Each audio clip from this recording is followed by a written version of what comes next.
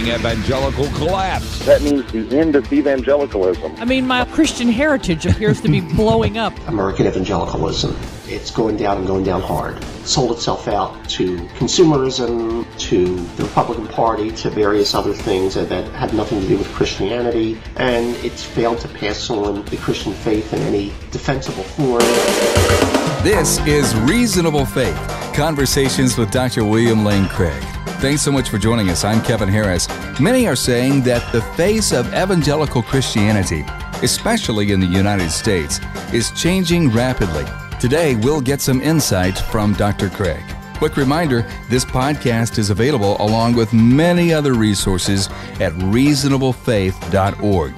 That's reasonablefaith.org. Dr. Craig, we've become aware of an article that's getting a lot of attention in the Christian Science Monitor, The Coming Evangelical Collapse. And the byline is that an anti-Christian chapter in Western history is about to begin, but out of the ruins, a new vitality and integrity will rise. And so this is kind of a good news, bad news article from Michael Spencer.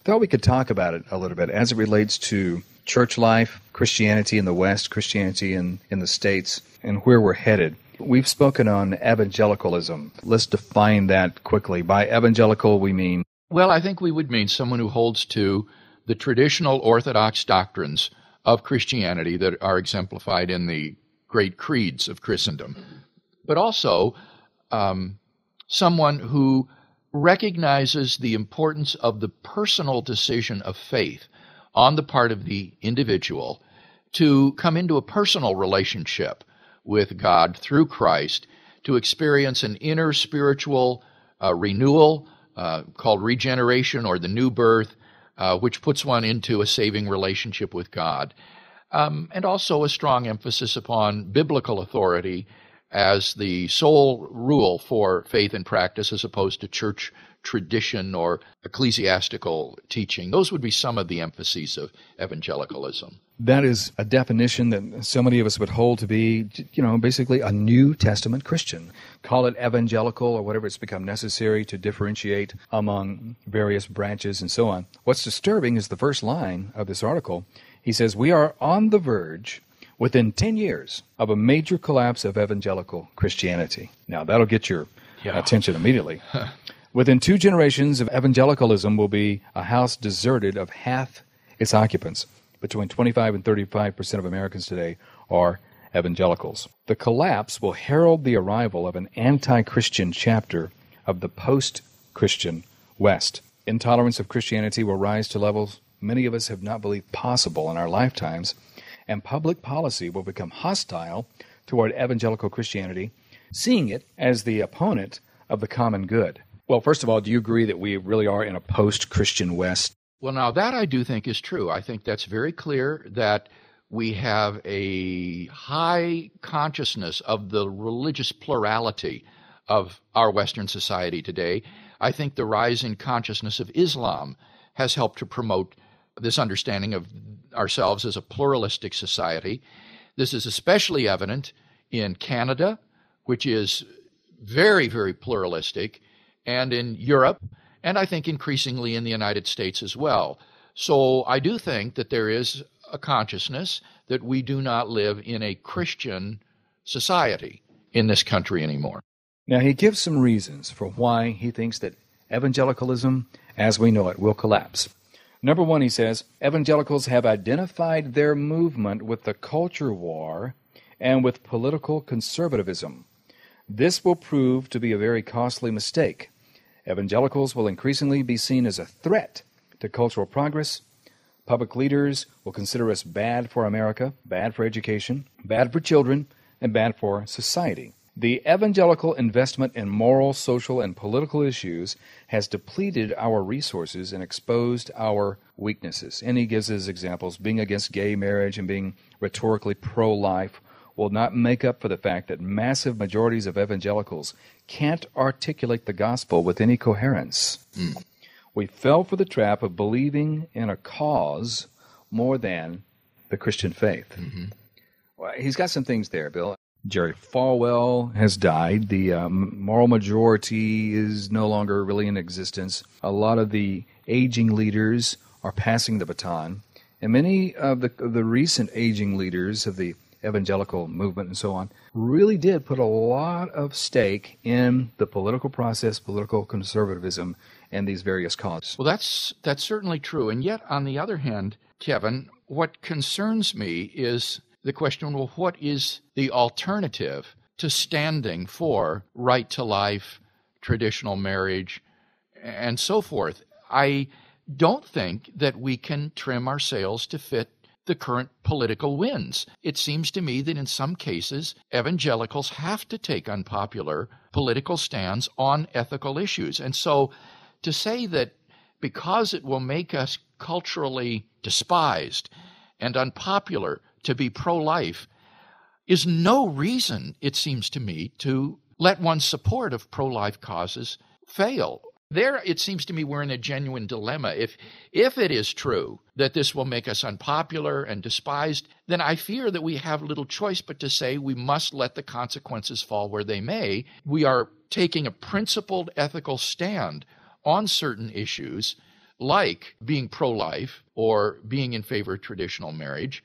And God help us, here we stand. That I don't think we can compromise. Now, certainly that doesn't mean that we need to be in the pocket of any political party. I think it's good when Christians express their independence and may take stands on non-ethical political issues that can be issues of genuine debate. And there perhaps our diversity needs to be more clearly exemplified in the public square. But that first issue that he raises seems to me to be a kind of insidious attempt to get Christians to compromise their stand on important ethical issues out of a desire to be culturally approved, to be popular.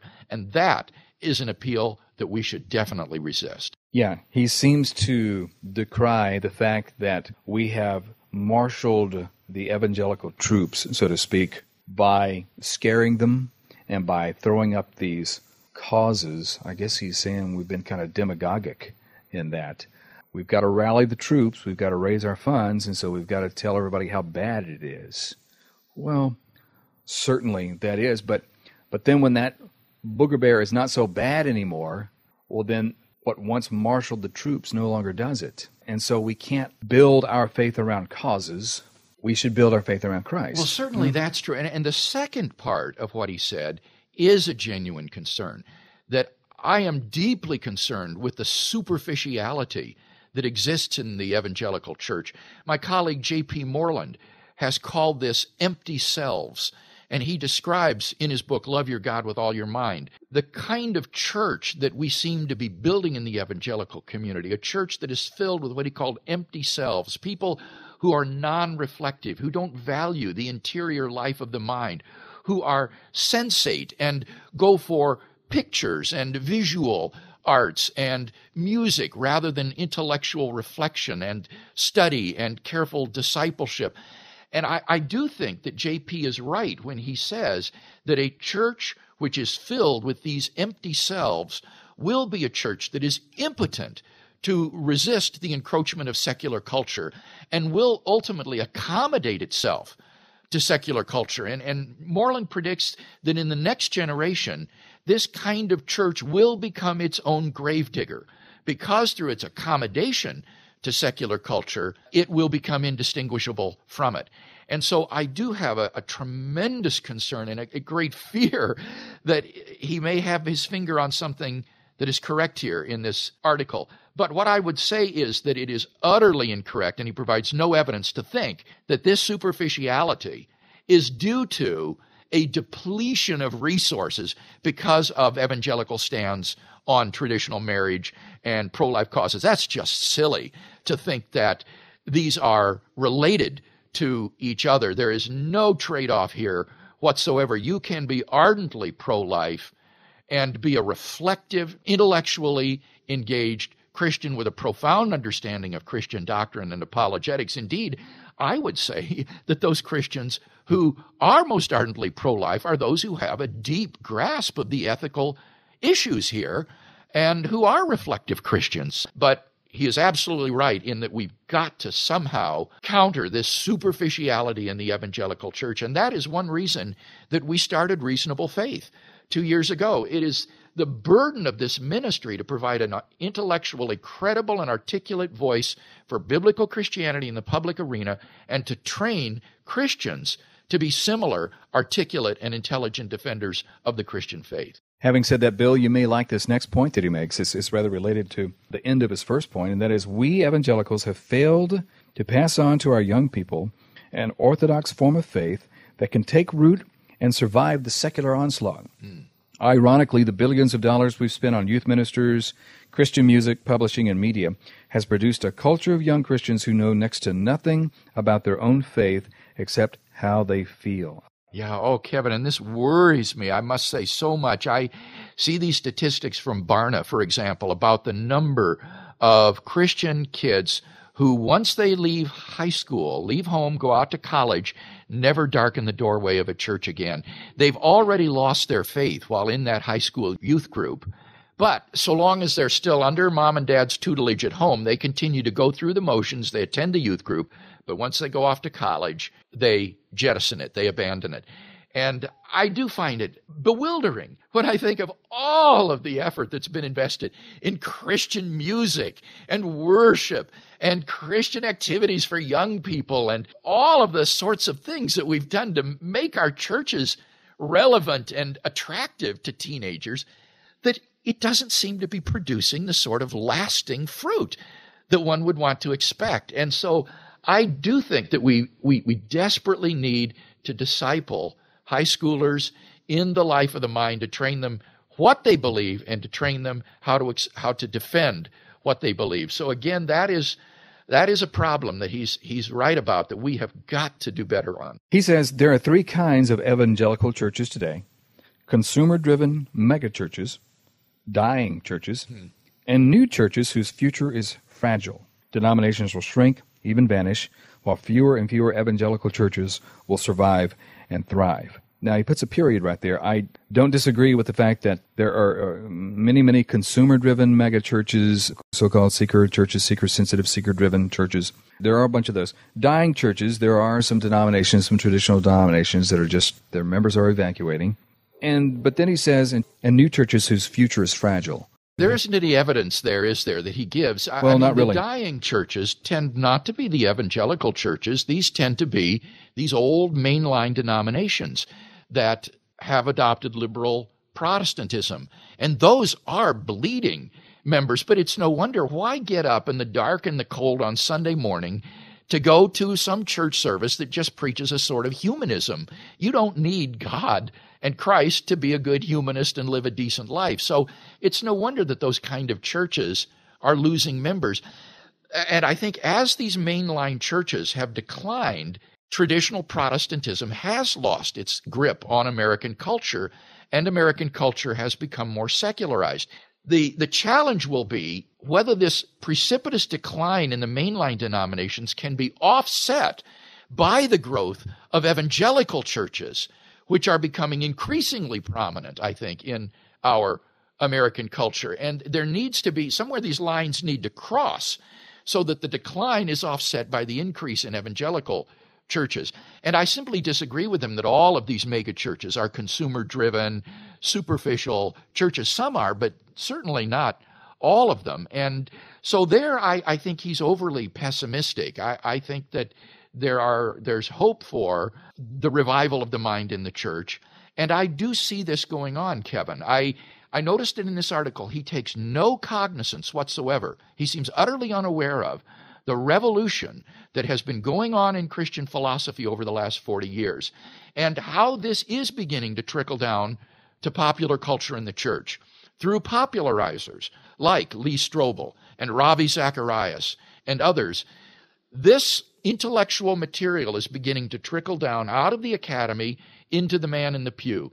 And I find tremendous grassroots interest among lay people in our churches in being trained in the defense of the faith.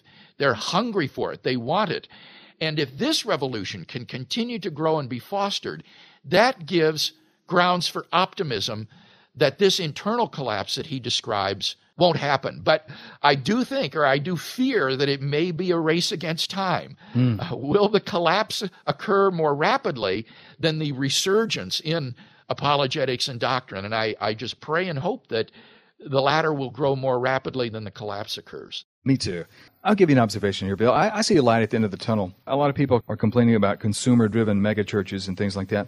You know, I've noticed in my observations of looking at these, what used to be called seeker-driven churches. All churches should be seeker-sensitive. Seekers, seek and you shall find. Absolutely, we should be all about seekers. But I think that a lot of these churches, the past 15 years, we have really tried to be more relevant, throw off maybe some baggage that didn't need to be there, and be perhaps a little more what church needs to be to reach out to the world, reach out to the secular world. There's been a growing process in the last 15 years to make sure that all of this consumerism and so on is tempered with worship and with good teaching and so on. So I'm seeing some signs of that. Some self-correction. I'm seeing some self-correction. Yeah. Now, that happened at Willow Creek, didn't it? Of course it did. It really did. And we've had to learn our lesson. See, we went through a transition. Look, guys, we've got to be more relevant. We've got to be more accepting. We've got to welcome people in. We've got to let our own people express themselves in the arts and things. We have a lot of talented people in the pews. Let's put them to work for the glory of God and so on. So I do see a self-correction. And I pray as well that race against time, that correction will continue. He says, despite some very successful developments in the past 25 years, Christian education has not produced a product that can withstand the rising tide of secularism. Yeah, no, see there, that's where I wonder, is he aware of what's happening in Christian philosophy? And or maybe, and now here, see where I wonder, I have my own self-doubt, Kevin, I think, is the fact that I am so involved in Christian philosophy causing me to be myopic and think that this is a bigger influence than it really is, sort of like holding your thumb right in front of your nose and it looks as big as a skyscraper. Maybe I'm overestimating the impact of Christian philosophy, but I hope not. And my hope is that as this revolution continues, that more and more will impact the secular university with Christian philosophers in all disciplines, and that this will have an increasingly positive leavening effect upon Christian education in our culture. So I'm not sure this fellow's really in touch with what's happening in Christian education. Okay. And as we wrap up today, just a couple of points, some of his observations as well. For one thing, he expects the emergent church, so-called, that everybody's talking about these days. He does think that will diminish and have a tendency to go away. I think he's right.